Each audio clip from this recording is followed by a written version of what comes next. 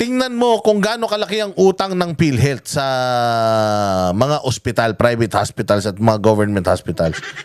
Tingnan mo kung gaano kalaki ang utang ng PhilHealth. Tapos ngayon mo sabihin kung bankrupt ba ang PhilHealth o hindi. Gaano karami yung utang nila at gaano karami yung perang natitira sa kanila. Now, kapag may figure ka na niyan, ngayon mo tanungin, 10 years from now, may PhilHealth pa ba? Bilyon ang utang ng PhilHealth sa mga ospital. Kundi ka ba naman inutil? Siguro, kung ako nga, basta nakikita ko, baka for the next 3 years, kung hindi ayusin ng PhilHealth yung finances nila, di makabayad yung PhilHealth sa mga ospital na pinagkakautangan nila, I am sure.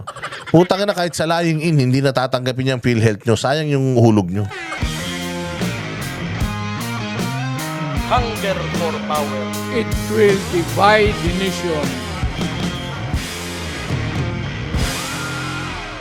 Walang pag-aari ang gobyerno diyan dahil nga kontribusyon niyan ng mga tao na nagtatrabaho. Mantakin mo, putang ina niyan. Hindi na kayo na kontento. Pinagkukuha nyo na nga yung mga pera ng taong bayan noong panahon pa ng tatay mo. Ngayon, putang ina niyan. Pati pera ng hindi nyo naman pera kinukuha ninyo, kinakatkong ninyong mga buwisit kayo. Huling-huli sa akto. Sabi ko nga sa inyo tinitingnan natin yung reaksyon ng mainstream media dito. Wala. Titingnan mo yung reaksyon ng mga vloggers ng administrasyon, putang ina sa kanila, wala. Pero pagdating kay Inday, 125 million na ginamit sa panlaban sa insurhensya. 125 million na ibinigay matatapos na yung taon, inilagay sa mga programa. May mga liquidation process na ginawa. Nagkaroon lamang ng notice of disallowance, ibig sabihin mayroon pang mga detalye na hindi kumpleto na pinag-uusapan yung dalawang ahensya ng COA at saka ng Office of the Vice President. Pinakialaman ng mga congressman. At ngayon nakasalang pa sa impeachment si VP Sara at nag-aantay ng kanyang hearing diyan sa Senado. Magkano lang yun? Walang 100 milyon na, again mayroong ipinakitang liquidation. May pinakitang mga resibo.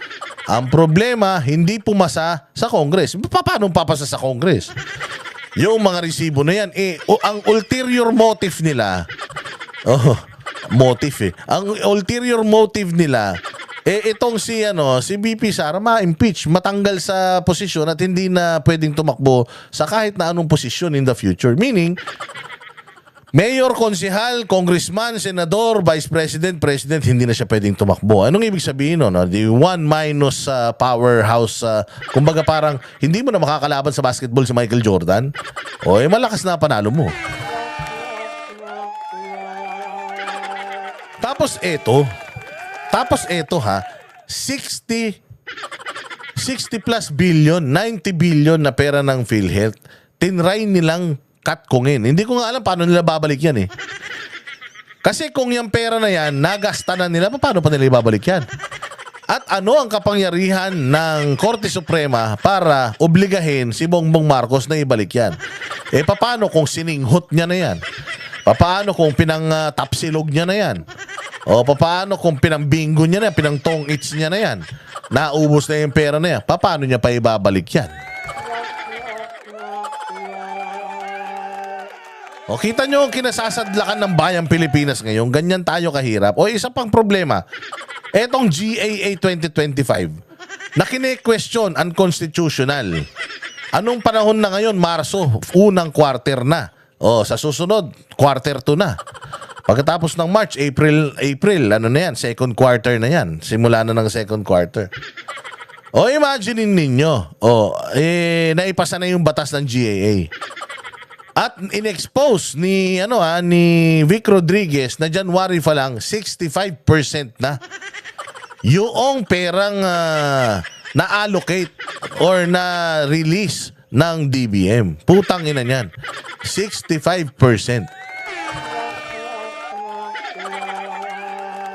O eto ang budget natin 4 na trilyon lang. Dinagdagan lang ng 2. Oo, 100% yata na mas mataas kaysa sa budget natin noong 2024. 6 trilyon. Sa 6 trilyon na yon, mga bossing, 4 na trilyon yung atin. Yung 2 trilyon, uutangin natin. Oh, so yung 6 trillion, so yung 65% nun, magkano? So ibig sabihin, yung pera na yung pera natin na 4 trillion, putay na, paubos na January pa lang, tapos mangungutang tayo para gagastusin natin sa mga susunod na araw. Kaya nga tayo nangungutang dahil kulang pera natin eh. O so ngayon, papaano kung biglang nag-rule? Diyan, after ng oral argument, nag-rule ang Supreme Court, unconstitutional. Yung GAA 2025, ang revert tayo to GAA 2024. Ibalik yung pera. O papaano? Paano pa ibabalik yung pera? Kung 65%, January pa lang, nai-release na. O so papaano na yan?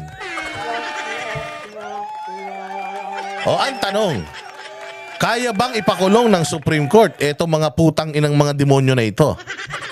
Kaya ba ng Supreme Court na guyurin sa mga tahanan nila mga putang ina niyan para ibalik yung mga perang pinagkukuha nila dyan sa PhilHealth? At meron pang isang bobo na vlogger din na sinasabi niya, ang dami daw nating problema sa PhilHealth, nagkasakit daw yung asawa niya. At lumapit naman daw sila sa PhilHealth, hindi naman daw nagsasara PhilHealth. Hindi naman daw bankrupt ang PhilHealth. Tanga! Hindi naman yan pera yung ginamit ng asawa mo. Hindi naman yan pera na galing sa PhilHealth outright. Gago. Yung ginamit ng asawa mo ngayon na PhilHealth, yung na-reimburse or yung parte ng PhilHealth sa bill mo, utang ng PhilHealth yan, utang ina mo. Sabi ba naman niya na na ospital ang asawa ko. At yung total bill namin dahil insured kami, 12,000. Yung kinover ni PhilHealth. So ibig sabihin nakakapagserbisyo pa si PhilHealth at tumaas pa yung coverage. Instead of this, naging 12. Hindi ba? So ano yung pinalalabas nyo na parang pinalalabas nyo ng PhilHealth ay magsasara? Tanga! Lahat ng pledge ng PhilHealth sa lahat ng mga ospital natin ngayon, utang yan. Hindi yan, meron PhilHealth office sa ospital na ito. Tapos kung ano yung kailangan mo, pera na galing sa bulsa ng PhilHealth yung ibinabayad dyan sa bill mo. Tanga. Lahat yan, utang. Sisingilin yan ng ospital sa PhilHealth. Ang tanong, may pambayad ba PhilHealth? Bobo mo dyan, Magno. Putangin na mo. Tatanga-tanga ka. Meron ba nagsabi na magsasara PhilHealth? Wala namang sinabi magsasara PhilHealth. Sinabi ba ng PhilHealth na hindi na sila na hindi na sila mag-ooperate? Wala namang nagsasabi ng gano'n . Ang punto rito, Jam, ninanakaw yung pera ng PhilHealth, hindi naman sa gobyerno yan kinukuha ng mga amo mo. Dapat ba tayong magalit doon o hindi? Mantakin mo, pinondohan na yung tulay noong 2024. Tapos kukuha sila sa PhilHealth ng pampondo ulit sa tulay na yon. Putang ina ka, inutil ka. Makapagtanggol ka lang sa mga amo mo. Putang ina to. Boba. Hindi ba? Ano ngayon kung halimbawa nag-PhilHealth ka? Ngayong araw na to nagamit mo. So ano ibig sabihin nun? Ibig sabihin nun, ang PhilHealth gumagana. Tinatakot lang kayo ng mga yan na pag nagkasakit kayo, wala na kayong mahihita. Tanga, in the future. Kasi nga, bankrupt ng PhilHealth. In the future, kung magpapatuloy-patuloy ito at ang PhilHealth, dahil wala na silang pera, pinagnanakaw nyo na, wala silang pambayad sa utang nila sa mga ospital, sooner or later, lahat ng ospital hindi natatanggap ng PhilHealth. Sa ngayon, maaring pwede pa. Oo, pero tingnan mo kung gaano kalaki ang utang ng PhilHealth sa mga ospital, private hospitals at mga government hospitals. Tingnan mo kung gaano kalaki ang utang ng PhilHealth. Tapos ngayon mo sabihin kung bankrupt ba ang PhilHealth o hindi. Gaano karami yung utang nila at gaano karami yung perang natitira sa kanila. Now, kapag may figure ka na niyan, ngayon mo tanungin, 10 years from now, may PhilHealth pa ba?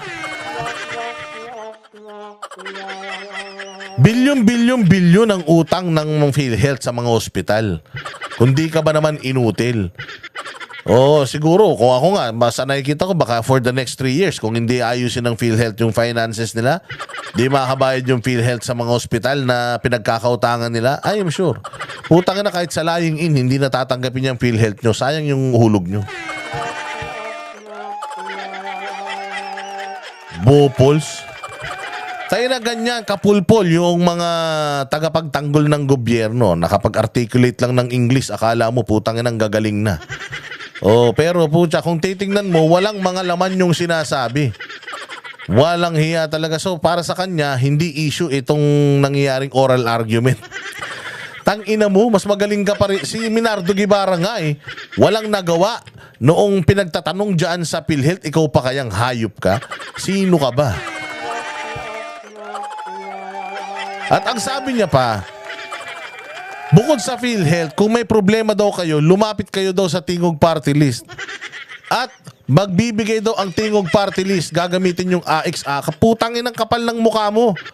Mag-aya ka nang hihingi ng tulong sa inyo kung pera na ninyo yung ginagamit nyo. Tangina mo, pera ng taong bayan niyang AX, MAIP at kung ano-ano pang mga ayudang pinamimigay nyo Mukhang makapagyabang ka, parang putang ina, utang ng loob ng tao sa inyo, mga hayop kayo.